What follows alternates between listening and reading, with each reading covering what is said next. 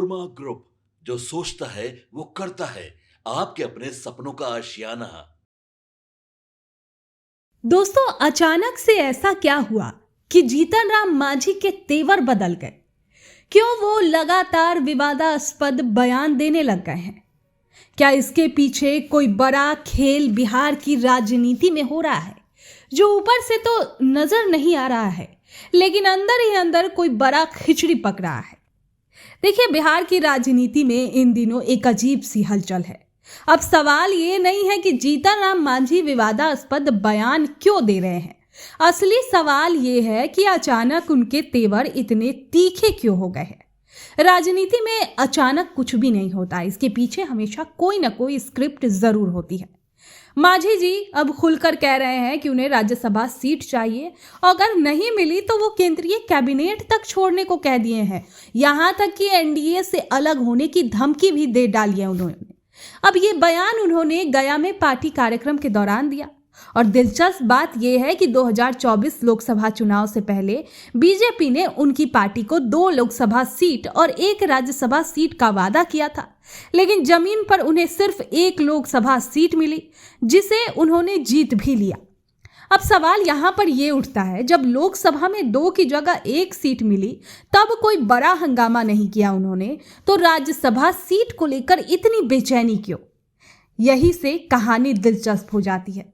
Rajya Sabha seat सिर्फ सांसद बनने का मुद्दा नहीं है, ये पावर सिग्नल होता है।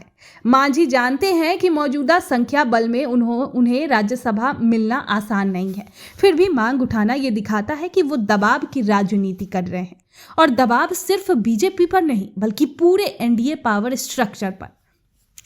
दोस्तों, अब बेहद दिलचस्प ये है कि इस बीच एक और चर्चा तेज है। क्या मांझी के बदले हुए तेवरों के पीछे नीतीश कुमार है? हाल के घटनाक्रम देखिए। हिजाब विवाद, जिसके बाद जिस तरह से छोटी पार्टियां, चाहे उपेंद्र कुशवाहा हो या मांझी, अचानक नीतीश कुमार के समर्थन में खड़े होते दिखे, वो संयोग नहीं लगता। ऐसा लग रहा है जैसे एक साइलेंट गोलबंदी हो रही है, और संदेश साफ है, अगर नीतीश को कमजोर किया गया तो छोटे सहयोगी भी चुप नहीं बैठेंगे। मांझी का बयान इसी रणनीति का हिस्सा लग सकता है। सीधे नीतीश कुछ नहीं कह रहे हैं, लेकिन उनके आसपास की पार्टियां आक्रामक हो रही है। ये वही पुराना राजनीतिक खेल है, फ्रंट से नहीं फ्लैंक से हमला। बीजेपी के लिए ये स्थिति असहज है। एक तरफ वो नीतीश कुमार पर निर्भर है, और दूसरी तरफ छोटे सहयोगी सीटों और सम्मान को लेकर दबाव बना रहे हैं। मांझी का राज्यसभा वाला बयान दरअसल एक चेतावनी है। हम सिर्फ संख्या नहीं है, हमारी अपनी राजनीतिक कीमत भी है। तो क्या मांझी किसी और की लिखी स्क्रिप्ट पढ़ रहे हैं? पक्के तौर पर दोस्तों कहना मुश्किल है, लेकिन इतना तो तय है कि ये बयान व्यक्तिगत महत्वाकांक्षा से ज्यादा सामूहिक रणनीति का हिस्सा लगते हैं। बिहार की राजनीति में इस वक्त ऊपर सब शांत दिखता है, लेकिन अंदर ही अंदर बड़ी खिचड़ी पक रही है।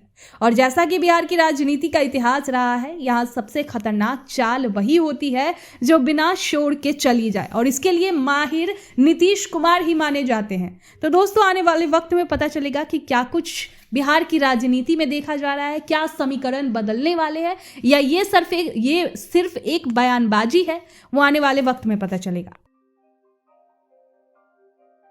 आपके सपनों को हमने सजाया है, ई होम्स पैनोरामा को हमने बनाया है। ई होम्स मेरा एक सपना था, जिसपे मैं पिछले 4 साल से काम कर रहा था। हमने जो बनाया है वो सबने है माना। ई होम्स पैनोरामा में हो आपका भी आशियाना। और फाइनली हमने 2021 में इस प्रोजेक्ट को लॉन्च किया। बहुत लोग अप्रिशिएट कर रहे हैं कि पूर्णिया जैसे शहर में, बिहार के, एक तो बिहार की बात करें उसमें भी पूर्णिया जैसे छोटे जगह में इस तरह का लाइफस्टाइल देना, ये सुन के हम लोगों को बहुत अच्छा लगता है। ई होम्स में हमने कुछ और भी किया है, जैसे हम जिस जगह में रह रहे हैं हमारे फैमिली सिक्योर हो, उनको सिक्योरिटी का ध्यान में रखा है। आपकी सुविधा और सुरक्षा आपके लिए खास है, ये आपका विश्वास है। इसमें आर्टिफिशियल इंटेलिजेंस का 7 लेयर सिक्योरिटी का हमने इस्तेमाल किया है। लस ग्रीन कैंपस को बनाया है। यदि हमारा बाउंड्री वाल है तो वो वर्टिकल गार्डन है। ये जितनी भी फैसिलिटी होता है एक इंटरनेशनल टाउनशिप में, ई होम्स है, ये हम लोग विश्वास नहीं कर पा रहे हैं। जो भी हमारे मित्र दोस्त या जो भी हमारे बाहर के बाहर आते हैं, तो हम लोगों को बहुत अच्छा सुनने को मिलता है और बहुत अच्छा क्रेडिट मिल रहा है। वो सारा हमने सिर्फ एक बिल्डिंग नहीं बनाया, हमें एक बहुत अच्छा लाइफस्टाइल दिया ई होम्स में, और मेरा एक सपना था जिसको मैं आज फुलफिल होते हुए देख रहा हूँ। ये आपका आवास है। ई होम्स पैनोरामा में अब आपका निवास है। E Homes Panorama, luxurious lifestyle redefined.